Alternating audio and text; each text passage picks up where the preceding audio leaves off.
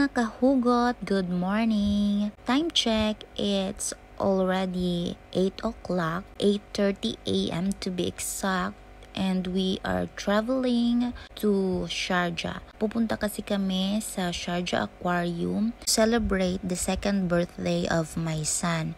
And since wala naman kaming mga bisita kung maghahanda kami kasi hindi naman sila makakapunta dahil may mga trabaho din sila. Kaya we decided na pupunta na lang kami ng Sharjah Aquarium. Actually, ang first plan talaga namin ay pupunta ng Dubai Mall kasi nandun yung Dubai Aquarium. And nung nalaman namin kung magkano yung ticket, nawindang ang lola nyo kasi sobrang mahal. It cost 199 AED per ticket. And ganito po yung daanan dito sa UAE. Wala kang makikitang puno kasi nga disyerto. Kung meron man ay kukonti lang. Ito na nga, nandito na kami sa Sharjah Aquarium. Dito kasi sa Sharjah Aquarium ay napaka-affordable. 25 dirham siya for adult and 15 dirham lang for babies. Compare mo naman doon sa Dubai Aquarium. And mas malaki naman kasi yung Dubai and mas marami siguro yung mga sea creatures doon. Pero dito, meron din naman, ang dami din naman and na-amaze din naman kami. Lalo na dito sa sea turtle na ito. Akala ko galit siya or what or inaantok kung bakit siya nakanganga. So, I don't know kung bakit siya nakaganyan. Baka trip niya lang kasi alam niyang vinivideo siya. Pagpasok niyo pala, ito agad ang bubungad sa inyo. Merong mga pagi and then ayan parang kumakaway siya. Ang cute niya lang yan. Tingnan niyo. Tapos, meron pang mga baby sharks. Ayan. Parang alam nila na tinitingnan sila at kinukuhanan sila ng video. Kasi sila mismo yung lumalapit. And pag tinitingnan mo, parang mababaw lang yung tubig, pero malalim pala yan. Yan. So, sila pa yung lumalapit sa amin. Ayan. Maliliit pa yan ng mga shark. From that moment, yung anak ko ay wala pang pakialam. Parang siguro hindi niya pa mawari kung nasaan kami. And hindi pa siya interested. And then after that, ito, ang dami ng fish. Ang lalaki na nito. Hindi ko alam kung anong mga isda ito na I never thought na nag-i-exist. Yan, tingnan niya naman yung anak ko. Titig na titig sa isda. Tapos nakanganga pa. Ayan, na-amaze talaga siya. And pati na rin yung mama at papa niya, syempre. Then yan, parang hindi niya pa alam kung anong i-react niya. And after that, ito sa papasok, yan, glow in the dark yung kanilang wall. Dahil papunta po ito sa mga jellyfish. Ayan, ang cute na mga jellyfish. Tingnan nyo naman, parang plastic siya, tapos parang umiilaw. And hindi ko lang alam kung totoo ba yun talaga na merong kuryente yung jellyfish. And makikita nyo para siyang nag-glow in the dark, kaya siguro walang ilaw dito para mapansin siya. And ayan, ang cute nila talaga as in, parang ano lang siya. Parang alam mo yung laruan. Tapos ito, yan. Ang daming mga shark. Maliliit pa lang daw yan. Mga baby shark pa lang daw yan. And yan, puro shark yung mga nandito. Tapos meron ding maliliit na ewan ko anong mga isda to. Siguro yan yung pagkain nila. Naitatanong ko din sa sarili ko kung bakit isinama ito sa isang tank. Itong mga shark tapos itong mga maliliit na isda. So siguro baka yan yung pagkain nila. Pag nagugutom sila, hahabulin na lang nila. Joke lang, hindi ko sure, pero hindi naman siguro. Yan, parang alam nila na pinapanood sila at parang alam nila na vinivideo sila. Kasi sila talaga mismo yung lumalapit. Tapos nandito kami sa loob ng tank, pwede kang pumasok dito, merong tunnel. Tapos ayan, mas marami pa dito mga isda, may mga pufferfish, yung mga bilog na malalaki or botete ba yun.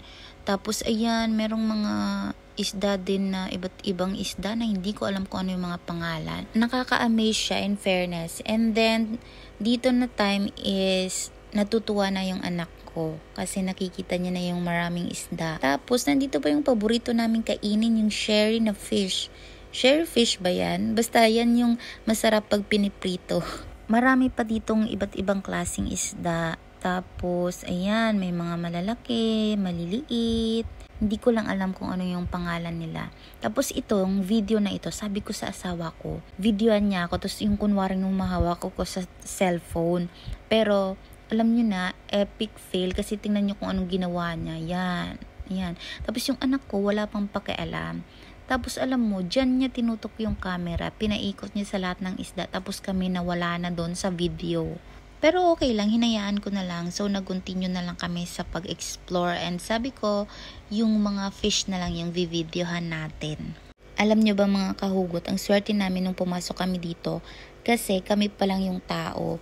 Merong mga taong nasa labas pero hindi pa sila pumapasok. So, parang solong-solo namin yung buong aquarium na ito. Kaya feel namin yung moment. Char.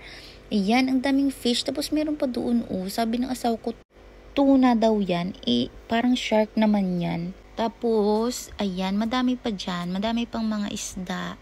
And alam nyo ba mga kahugot, this is the first time na gagala kami dito sa UAE na may kasamang anak. Nakasama na namin yung aming anak. Kasi dati-rate, dalawa lang kami ng asawa ko yung gumagala. Ayan. Kasi syempre, wala pa kaming anak noon. Pero ngayon, meron na kaming junakis.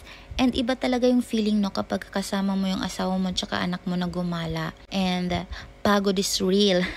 Tapos ito naman, hindi ko siya alam kung ano siya, kung isda ba to na ahas or what. Tapos sabi ng asawa ko, it's an eel. Tapos tingnan mo kung anong ginagawa niya, paikot-ikot siya. Yung ano niya, yung skin niya, parang ano siya, parang ahas talaga siya. And parang cheetah na, ewan, yung balat niya. To, mas marami pa ding isda dito. And hindi ko alam kung ano mga tawag dito na mga isda. Kaya it's very good experience kapag napunta kayo dito.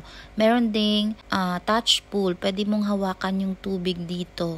Mga starfish siya.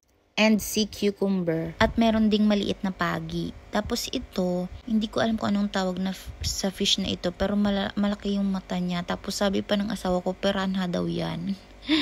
Wala naman ako nakikitang ngipin. Pero ano sila, napaka-aggressive. I mean, takot sila sa tao kapag hahawakan mo yung glass is lumalayo sila. Parang ilap sila sa tao. Nasa second floor na kami sa pwestong ito and marami na kami nakitang mga isda. I know na konti pa lang to sa mga sea creatures na talagang nakatira sa ating dagat. Ayan, may mga maliliit din na fishes. Di ba ito yung kaibigan ni ni Finding Nemo? Ni Nemo, si Dory. Hinahanap ko nga si Nemo Kaso wala siya. Siguro nandun na siya talaga sa dagat. Tapos dito sa kabila, merong tank din ng seahorse. So, pag first mo na pagtingin sa tank, parang walang laman. Kasi hindi mo siya makikita. And ito pala, may seahorse pala siya. And parang ano lang sila, parang dekorasyon. Nakalutang lang dyan. Ayan. Pero meron akong na video dito na pasayaw-sayaw na seahorse. Ayan. Parang nasunod siya sa alon. Pero wala namang alon. Ewan ko bakit siya ganyan. Natutulog ba yan? Sumasayaw? Or baka trip niya lang kasi alam niya na video siya. Basta ang cute nilang tingnan. Tapos parang ano sila, parang lumulutang lang sa tubig. Ayan. Ang cute. Tapos ang galing lang kasi yung buntot niya kumakapit doon sa corals. Dito sa kabilang tank, meron ding mga kakaibang fish. At ayun, I think yung parang ahas, parang eel ata yun. Dito sa kabilang tank ay mga rare na isda. Ayan. Tapos meron ding octopus.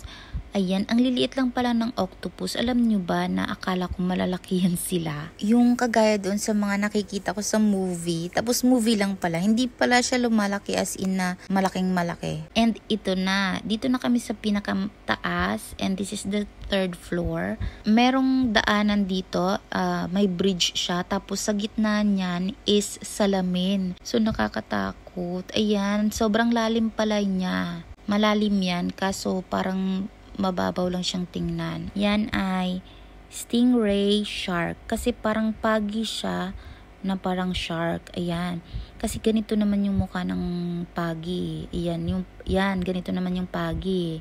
Tapos, yun kasi, combination siya ng shark tsaka pagi.